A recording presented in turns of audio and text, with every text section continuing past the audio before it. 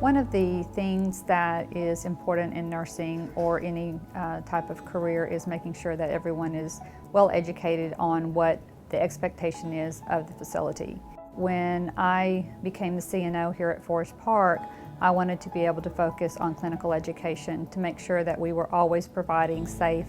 care to our patients and that all of our clinical staff were able to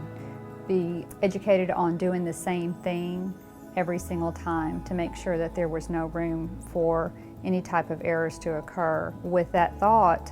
we developed an educational program and hired a clinical educator that is master's degree prepared to be able to provide that type of education to our staff. My role as clinical educator here at Forest Park is just to make sure all clinical staff are up to date on all evidence-based practices and current literature, and making sure that we provide our patients with top-notch care that is contingent on what research is backing these days. I teach anything from American Heart Association classes to ventilator classes to classes on hemodynamics to classes on basic needle sticks, blood draws, anything in the healthcare arena.